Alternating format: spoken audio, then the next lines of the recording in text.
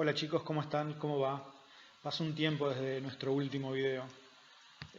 La cuarentena parece que no termina más y qué sé yo, sigo grabando videos.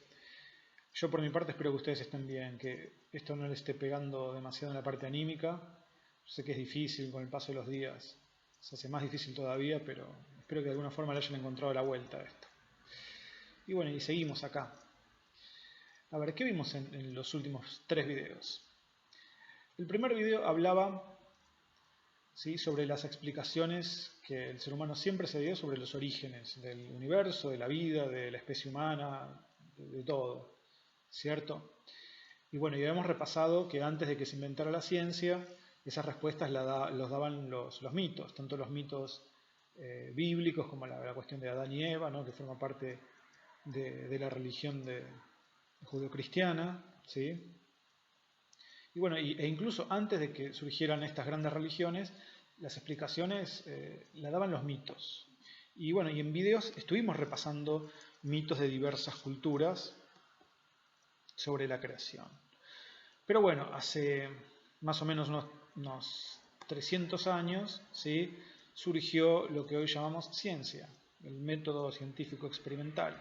Y a partir de ese momento las explicaciones sobre cómo se originaron, ¿sí?, la vida, el universo y todo eso, las empezó a dar la ciencia. Y a medida que el trabajo científico se va acumulando, cada vez más preguntas de este tipo van a ser resueltas por la ciencia. La pregunta que vamos a ver hoy, cuya respuesta ha dado la ciencia, es sobre esto que tienen acá, el origen de los continentes y los océanos. ¿Sí? Bien, mientras tanto tengo copiloto acá. A ver si lo ven ahí. Saluda. Ahí está, saluda. Bueno, no hay nada más natural que pensar que la Tierra debajo de nuestros pies siempre estuvo ahí. ¿Sí?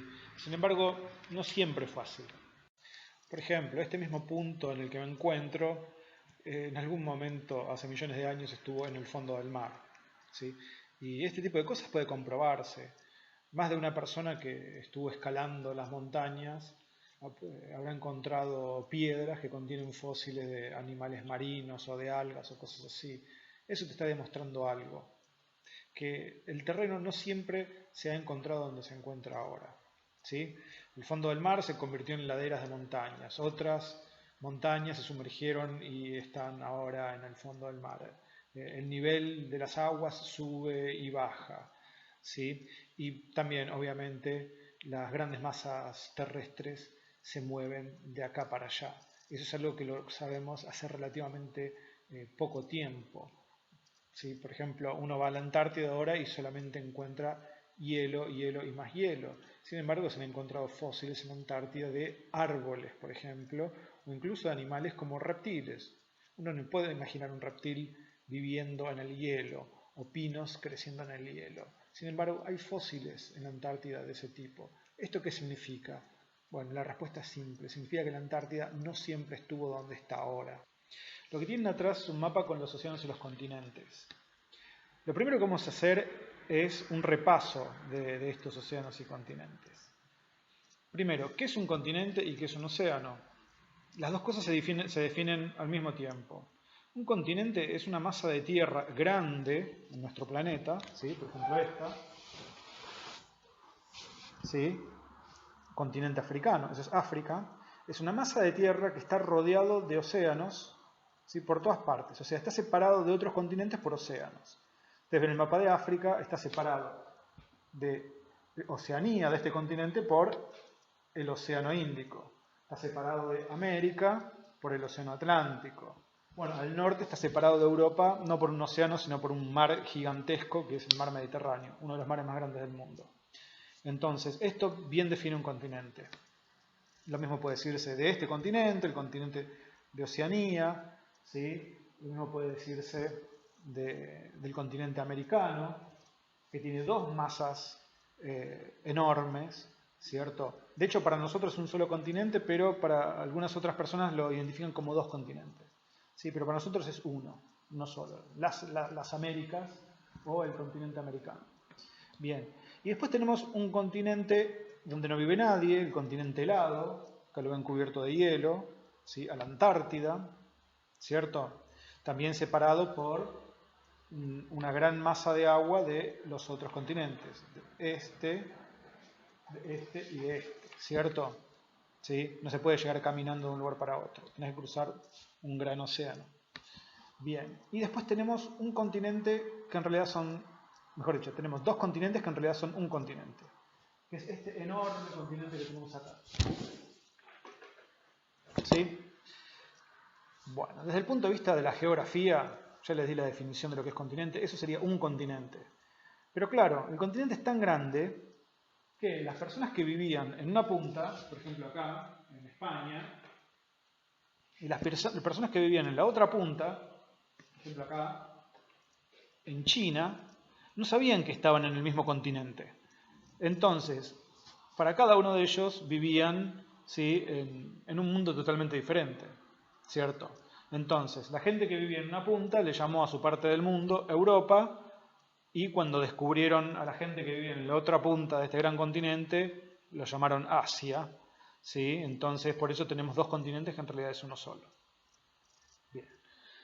Entonces, acá ya tenemos todos los continentes, todos separados por un océano, ¿sí? Tenemos a Eurasia, dividido en Europa y Asia, separado de América por el Océano Atlántico. Tenemos a África, separada de América por el Océano Atlántico, ¿sí? Separada también del sur de Asia por el Océano Índico y de Oceanía también por el Océano Índico, ¿sí? Tenemos, como les mencioné, Oceanía con una enorme isla, una isla gigante, una gran masa continental que es Australia, pero también con otras islas importantes como Nueva Zelanda, Nueva Guinea y todas esas. ¿Sí? Después tenemos el continente helado, la Antártida, ¿sí? Donde solamente hay bases donde la gente vive no en forma permanente, sino que la van rotando, porque no se puede vivir ahí, no podés fundar una ciudad en la Antártida porque es imposible vivir, dependés de lo que te traigan de afuera en avión, comida y medicamentos y todo eso, es imposible hacerlo. Bien, y por el otro lado tenemos África, ya lo dije, más una moto, ¿sí? Y bueno, y allá arriba el continente euroasiático, que vamos a dividirlo en Europa y en Asia, por cuestiones históricas, no por cuestiones geográficas. Ahí está. Esa línea que trace ahí divide Europa de Asia. Es una línea trazada sobre un mapa, nada más. Los europeos y los asiáticos se pusieron de acuerdo de que de un lado de la línea va a ser Europa, del otro lado de la línea va a ser Asia. ¿Sí? Dibujaron esa línea sobre unas montañas no demasiado altas. Los montes Urales deben tener, no sé, la altura de las sierras de Córdoba, una cosa así. No es una cordillera gigantesca lo que divide Europa de Asia, sino esa pequeñísima cordillera, no, mejor dicho, pequeñísima no, porque es muy larga, discreta en cuanto a la altura, diría yo. Entonces tenemos esa cordillera discreta en cuanto a su altura, y después tenemos el río que sale de ahí, que es el río Ural, que desemboca en el mar Caspio, que está ahí, ¿sí? Y bueno, todo eso, arriba de eso en el mapa, trazaron una línea y dijeron, de un lado está Europa, del otro lado está Asia. Entonces le podemos poner nombre. ¿Sí? Esto es África, todo esto es América,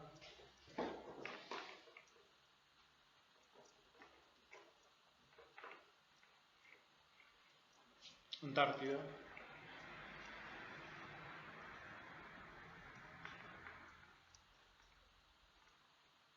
Europa,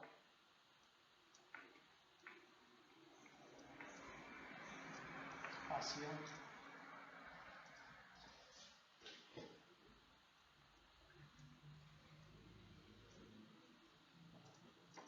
y Oceanía. Ahí los tienen. Esos son los continentes. ¿Sí? Bueno, lo que van a hacer ustedes es, de alguna forma, conseguir un planiferio y si no lo tienen, lo calcan. ¿Sí? Agarran un planiferio de algún libro, un mapa del mundo, ¿sí? Y le colocan el nombre de los continentes. Y también el nombre de los océanos que los separan. Entonces tenemos separando a Oceanía de Asia y África el Océano Índico.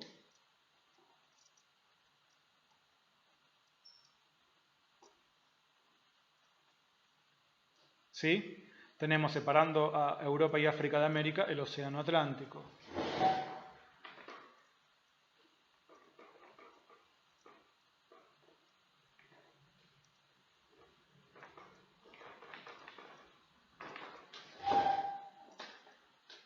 ¿sí? Y separando América de Asia, porque recuerden la Tierra es redonda, tenemos este océano, que es el mismo que este, ¿sí? Que es el Océano Pacífico.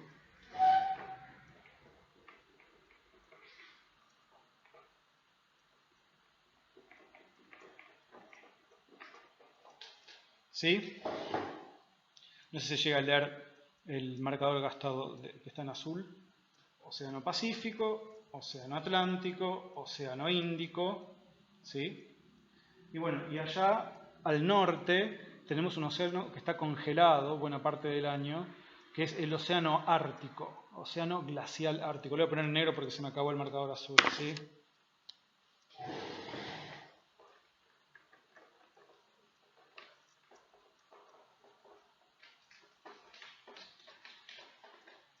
Ahí está. Océano,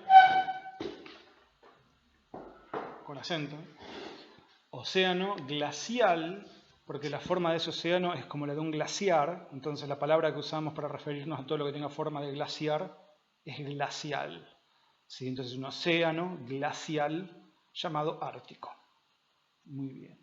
Ahí tenemos todos los océanos y todos los continentes. Esto lo colocan en un mapa, ¿sí? En el título del mapa colocan los océanos y los continentes y lo dejan en la carpeta. Esto va a ser fundamental. Bueno, a continuación. Durante mucho tiempo las personas en este mundo pensaron que sus países siempre habían estado donde están. ¿Sí? Los continentes que contenían esos países siempre habían estado donde están y el mar siempre había estado donde está. Con el paso del tiempo se empezaron a dar cuenta de que esto no era así. ¿Cómo comenzó todo? Bueno, en el siglo XVI, el año 1500 y pico, cuando se empiezan a hacer los primeros planiferios realmente completos, ¿sí? Antes había mapas locales, pero ningún gran planiferio donde se representara el mundo, los primeros son del siglo XVI. Cuando se empieza a hacer esto, los cartógrafos son la gente que hace los mapas, ¿sí? Empiezan a notar algo que es un tanto extraño, porque es una casualidad muy grande. Y es que la costa de Sudamérica y la costa de África parece como que encajaran, como si fueran piezas de un rompecabezas. Acá lo vemos. Esta es la costa de Brasil.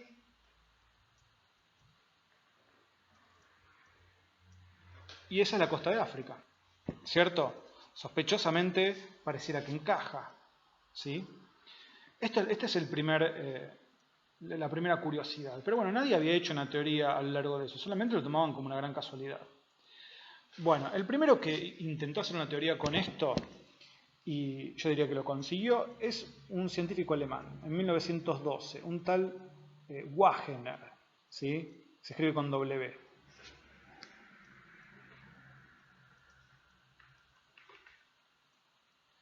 Ahí está, sería Wagener, o nosotros vamos a decirle Wagener, pero bueno, ahí está. Este Wagener, esto no lo considero una casualidad, sino que esto disparó en él las ganas de seguir investigando. Bueno, él dijo una teoría bastante revolucionaria para la época, tan revolucionaria que lo tomaron para la chacota, empezaron a hacerle bullying, digamos, a los otros científicos, porque era muy atrevida esta teoría, y era que los continentes se habían movido, que antes estaban juntos, ¿sí? Se habían fracturado y se habían movido. Ahora, una cosa es decir esto basado en la casualidad de que las costas se complementan, que encajan como piezas de un rompecabezas, y otra cosa es poder probarlo. Y Wagener se puso a probarlo, sinceramente. ¿Cómo hizo? Él no viajó a Sudamérica y a África para ver las coincidencias de un lado y del otro de esa costa, buscando así las pruebas de un antiguo supercontinente. Él, de hecho, no se alejó demasiado de su casa para poder responder esto. ¿Cómo hizo? Se fue al museo.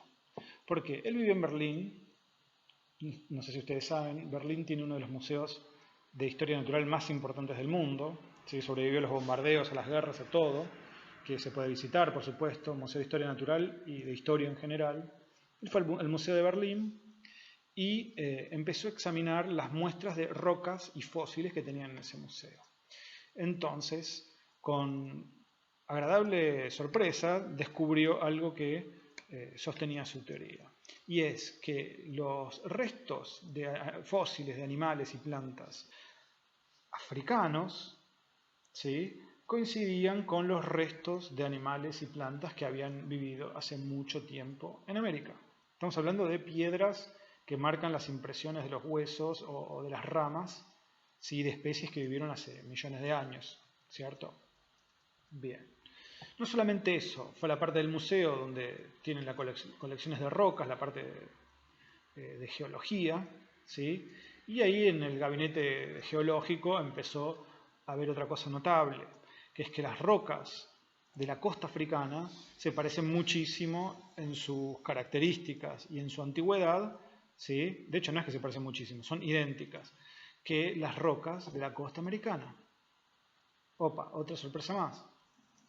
Bueno, con estos fósiles y con estas muestras de roca, Wagner finalmente pudo apuntalar su teoría de que los continentes se habían movido. Ahora, él tenía un pequeño problema, no sabía cómo se habían movido. ¿Se entiende? Y esto fue una de las armas principales de las personas que no aceptaban su teoría para criticarlo. ¿Sí? Él decía, bueno, los continentes se movieron, miren estas piedras, miren estos fósiles, y del otro lado se reían de él y decían así, ¿cómo se movieron? ¿Podés explicar eso? Y no, Wagner no podía explicar eso. Bueno, Wagner quedó casi olvidado de la historia y los años y las décadas siguieron pasando. Algunas décadas después, más o menos en la década del 50, esta teoría de Wagner fue retomada por unos norteamericanos, sobre todo una mujer llamada Mary Tharp. Tharp se escribe con TH.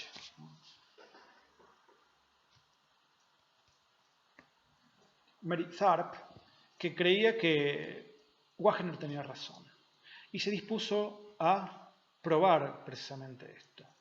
Junto con su socio en aquel momento, otro científico cuyo nombre no me acuerdo, pero no importa porque ella es la más importante, más o menos después, apenas terminada la Segunda Guerra Mundial, empezó a hacer un mapa del fondo del Océano Atlántico. ¿Sí? Nadie sabía lo que había debajo del agua en esa época.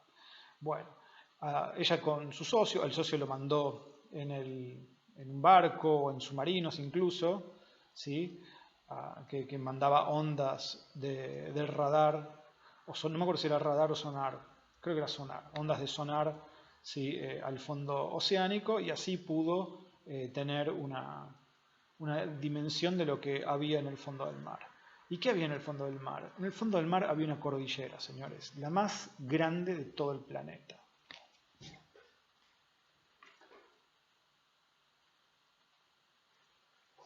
Ahí la tienen. ¿Sí? Esa es la dorsal atlántica.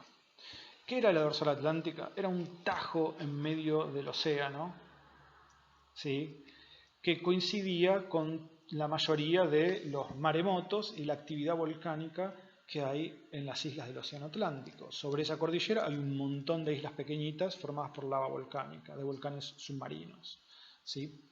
Bueno, entonces, con este descubrimiento, Tharp, Mary, mostró que había una trinchera en el fondo del mar que aparentemente se expandía,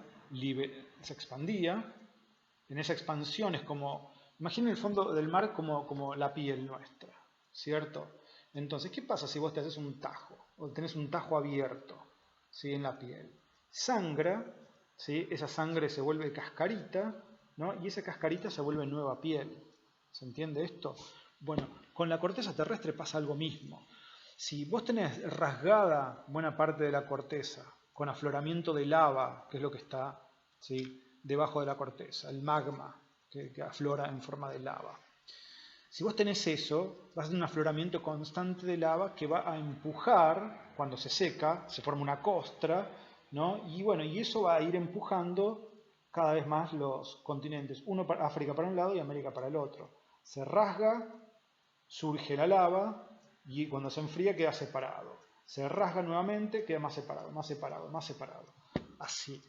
Y bueno, pero si se separan de un lado, si África va hacia el este y América va hacia el oeste, como de hecho sucede, ¿sí?, significa que va a ir chocando con las cosas que se lleve puesta en su camino, ¿sí? Lo que ven ahí, esa trinchera, no es nada más que la frontera de lo que conocemos hoy como placas tectónicas. ¿Qué son las placas tectónicas? Las placas, a ver, ¿conocen el caparazón de la tortuga? ¿Vieron que tiene placas, justamente placas hexagonales? Bueno, imagínense al mundo así, ¿sí? Con placas. Así, ¿vieron como la pelota de fútbol que tiene gajos? Tal cual, el planeta Tierra tiene placas, que bueno, no tiene la forma regular que tiene el gajo de una pelota de fútbol, algunas son más grandes que las otras, pero sí, tiene varios. ¿Sí? Y bueno, y lo que ven ahí, esa cordillera submarina formada por volcanes y todo eso que forma parte de una gran trinchera debajo del mar, es nada más que la frontera entre dos grandes gajos de esa pelota de fútbol que es nuestro planeta Tierra. Entonces, por un lado vos tenés,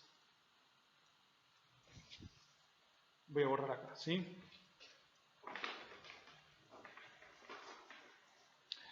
Por un lado vos tenés acá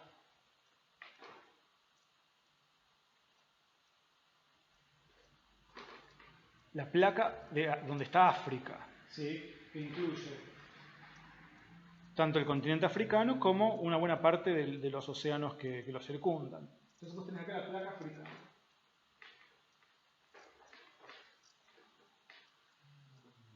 ¿Sí? Y acá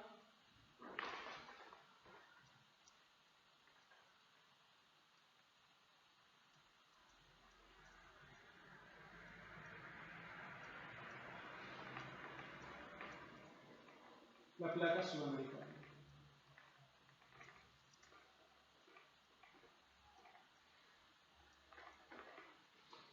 ¿Ven? Entonces, imagínense el mundo dividido en varias placas. ¿Sí? Tenemos la placa norteamericana, tenemos la placa euroasiática, ¿sí? Tenemos la placa antártica y muchas más. Yo acá les voy a poner un mapa del planiferio con todas las placas. Bueno, estas placas están flotando, ¿sí? Sobre lo que conocemos como astenosfera. Si nosotros hiciéramos un pozo en la Tierra, primero tenemos la corteza terrestre, que es como la cáscara de una fruta, ¿sí?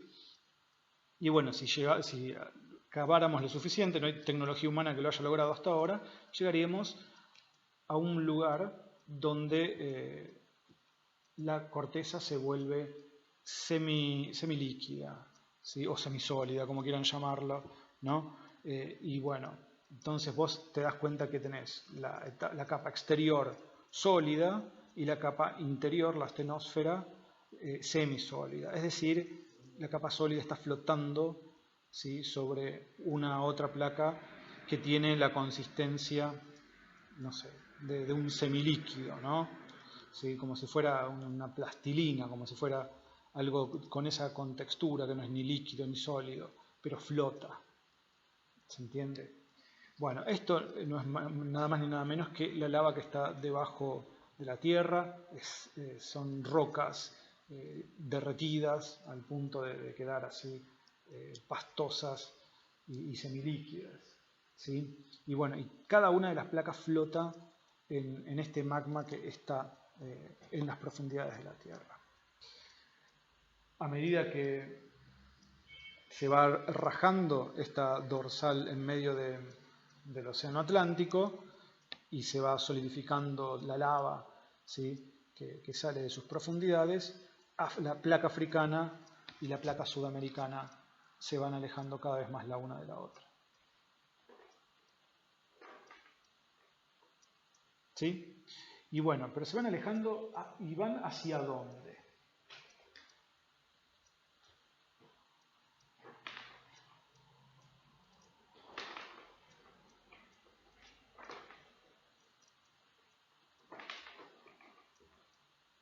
En el caso de la placa sudamericana, por ejemplo, que tenemos acá, ¿sí? Va a chocar con otra placa bastante más pequeña que cubre la costa del Pacífico sudamericano, que es la placa de Nazca. ¿Sí? Y a diferencia de la placa africana y la placa sudamericana, la placa sudamericana y la placa de Nazca van a entrar en colisión. Porque si de un lado se están separando y una va para allá y otra va para allá, es decir, van a chocar con lo que encuentren, ¿sí? En su camino. Y lo que está en el camino de la placa sudamericana es la pequeña placa de Nazca. ¿Y qué va a suceder? Bueno, lo que sucede cuando algo grande choca contra algo pequeño. ¿Qué pasa si, no sé, un colectivo choca contra un pequeño auto? ¿Sí? Lo que pasa es que chocan de frente con él. Lo que pasa es que uno termina arriba del otro, uno termina montado arriba del otro, el más chiquitito abajo, el más pesado arriba. Y eso es lo que pasa con las dos placas, ¿sí? Que terminan convergiendo, ¿sí? Se dice. Esa convergencia no es nada más nada menos que un choque, y lo que va a lograr es que una placa se monta arriba de la otra. Esta es la placa sudamericana, esta es la placa de Nazca, y lo que va a suceder cuando chocan es que una se monta arriba de la otra. ¿Se entiende? La grande se lleva puesta a la chica y la hunde debajo de sí misma, ¿sí? Ahora, en este hundimiento de una con la otra, ¿sí? La que queda más arriba va a quedar elevada, ¿se entiende? Porque es un pedazo de corteza arriba del otro, va a quedar una mayor altura. Y bueno, y así es como se forman, ¿sí? Las grandes montañas, las grandes cordilleras. ¿Qué surgió del choque de la placa de Nazca con la placa sudamericana? La cordillera más larga del mundo, nuestra cordillera de los Andes. ¿Sí? Que no es nada más ni nada menos que la corteza terrestre arrugada debido a la convergencia, ¿sí? De la placa sudamericana y la de Nazca. Entonces acá tenemos dos palabras, ¿no? Tenemos el movimiento divergente. Divergente significa uno para un lado, otro para el otro, ¿sí? De la placa africana y la placa americana, y el convergente, ¿sí? De la placa sudamericana con respecto a la placa de Nazca. La zona donde una se monta arriba de la otra se la conoce como zona de subducción. Muy bien. Ahora, esto explica cómo se mueven los continentes, ¿sí? Esta teoría recién fue aceptada a finales de los años 50, comienzos de los años 60, y fue la prueba final de que el alemán Wegener estaba en lo cierto, ¿no? Wegener murió sin que nadie lo llevara en serio, pero hoy supongo que en su tumba debe estar bastante feliz de que alguien continuara su trabajo y pudiera responder a la crítica que le hacían de cómo se movían los continentes, cosa que él no pudo contestar, ¿sí? Y que las generaciones siguientes sí pudieron hacerlo. Bueno, esta es la clase de hoy. Tienen que hacer el mapa con los continentes y con los océanos, y tienen que hacer un segundo mapa, nuevamente con el planiferio, ¿sí? Copiando, ¿sí? La división en placas que el mundo tiene, ¿sí? Van a hacer, compran o calcan lo que sea un mapa y colocan la placa sudamericana, la placa africana, la placa de Nazca y todas las otras placas en las que se divide, ¿sí? La corteza terrestre. Esta va a ser la actividad, hacer dos mapas, ¿sí? Muy bien, entonces, una vez que terminen de hacer el mapa con los continentes y océanos y el mapa con las placas de la corteza terrestre, le sacan una foto y me lo envían a mí para que lo corrija, ¿no? A la dirección de email que ya deben conocer, la voy a poner acá.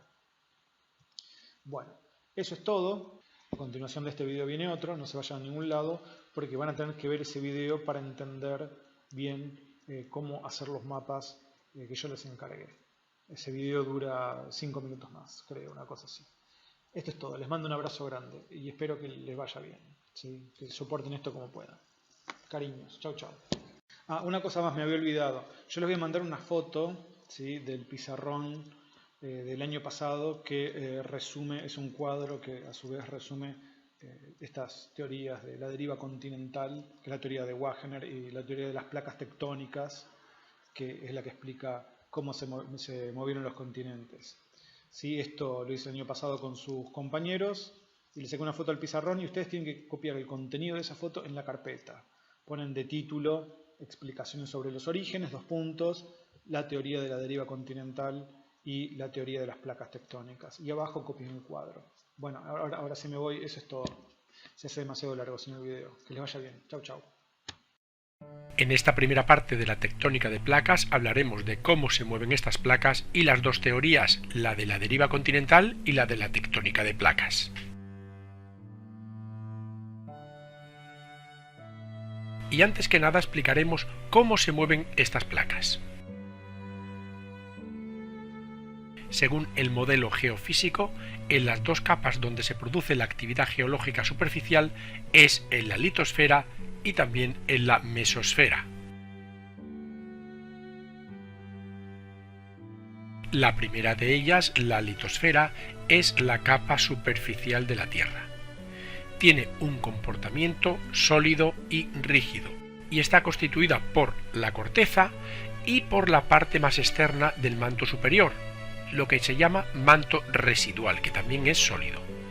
El grosor medio es de unos 100 kilómetros, más o menos en el océano sería 65 y en los continentes unos 120, y esta litosfera está dividida a su vez en fragmentos llamadas placas tectónicas. Por tanto, estas placas serían como una especie de puzzle que flotan sobre la mesosfera y se mueven empujadas por las corrientes de convección. Las fricciones y choques entre las placas generan seísmos, erupciones volcánicas, cordilleras, pliegues o fallas. La litosfera, a su vez, se encuentra flotando sobre una capa pastosa denominada astenosfera, que es la parte superior de la mesosfera. Se trata de la zona superior del manto terrestre ubicada justo debajo de la litosfera y llega desde los 30 o 130 kilómetros hasta los 660. Y se compone de materiales silicatados en estado sólido y semifundidos, que permiten la deriva continental, es decir, que se muevan los continentes. Precisamente la parte inferior de la mesosfera está sobre una capa llamada capa D, ubicada entre el manto y el núcleo, y en ella se producen reacciones químicas de transformación molecular entre los materiales del núcleo y del manto. Estas reacciones emiten una gran cantidad de energía calorífica que eleva la temperatura de enormes masas del manto, ascendiendo hacia la litosfera, y a esto se le llaman corrientes de convección, desplazando las capas tectónicas. Dichas corrientes de convección son como un motor que mueve estas placas tectónicas de una forma muy lenta, y es algo similar a la calefacción de una casa, en la que el aire caliente se enfría, baja hacia abajo, allí se calienta y vuelve otra vez a subir.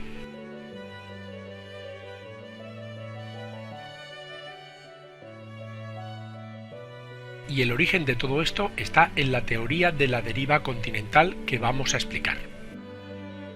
Su ideólogo fue el meteorólogo y geofísico alemán Alfred Wegener, que la plasmó en el libro El origen de los continentes y los océanos.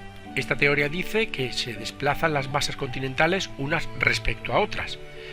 ¿Y cómo lo desarrolló? Bueno, pues la desarrolló a partir de observaciones empíricos racionales, pero no pudo explicarse de manera adecuada hasta la década de 1960 con la teoría de la tectónica de placas. Wegener planteaba que hace 200 millones de años solo existía un supercontinente Pangea rodeado de un solo océano, Pantalasa. Pangea se fragmentó en continentes más pequeños que fueron derivando hasta las posiciones que ocupan actualmente. Y las observaciones en las que se basó fueron en las geográficas, las geológicas, las paleoclimáticas y las paleontológicas. Las primeras son muy claras, hay una gran coincidencia entre las formas de las costas de los continentes, especialmente entre Sudamérica y África, y esta coincidencia es aún mayor si se tienen en cuenta no las costas actuales, sino los límites de las placas continentales. Además hay coincidencias de estructura geológica situadas en continentes alejados que, al unirse entre sí, coinciden con el antiguo supercontinente Pangea, por ejemplo, cadenas montañosas, valles fluviales, etc.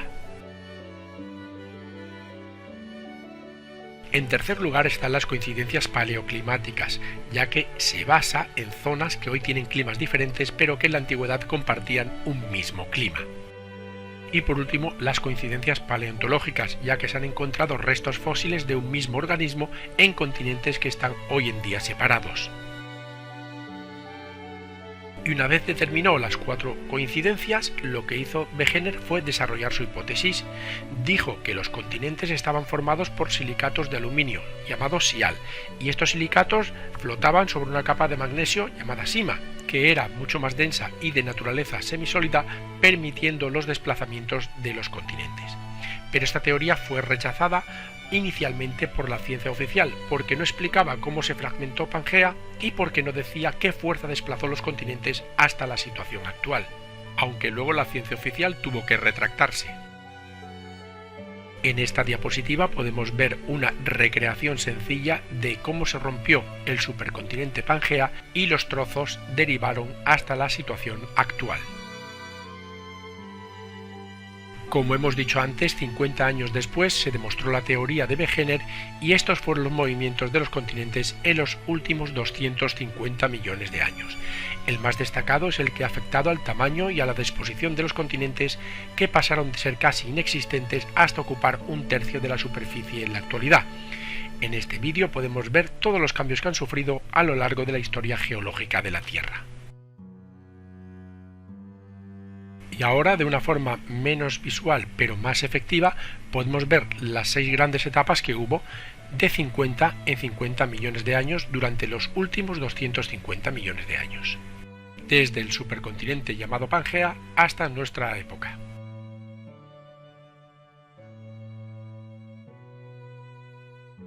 Y la tectónica de placas es la demostración de la teoría de la deriva continental 50 años después de que Alfred Wegener la postulara. Pero antes de entrar en tema, vamos a hablar del paleomagnetismo para entender mejor toda esta teoría. La Tierra es como un gigantesco imán con un polo norte y un polo sur magnéticos, y la magnetita es un mineral cuyos cristales se orientan según el campo magnético terrestre. El magma que sale de los volcanes contiene pequeños cristales de magnetita que se mueven desordenadamente debido al calor. Cuando el magma se enfría se crea una roca ígnea y los cristales de magnetita se orientan según el campo magnético terrestre. Por tanto, el paleomagnetismo es el estudio de la orientación de los cristales de magnetita en las rocas magmáticas formadas hace millones de años, y esto ha permitido saber que a lo largo de la historia de la Tierra se han producido inversiones en la orientación del campo magnético terrestre.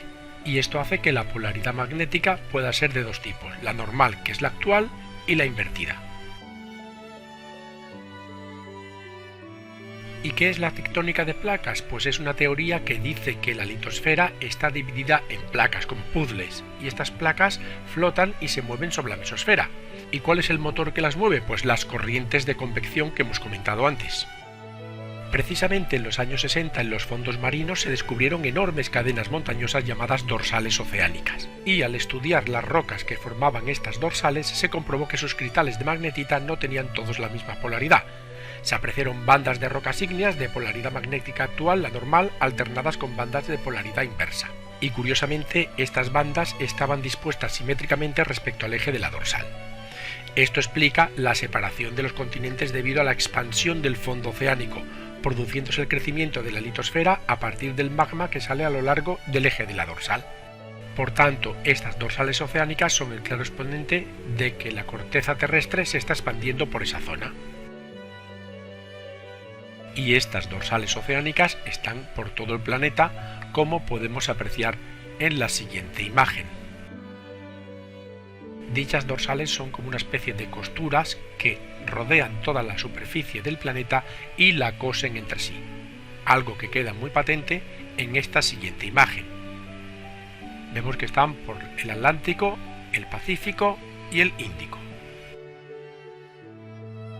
Gracias a todo esto podemos saber la edad del fondo oceánico.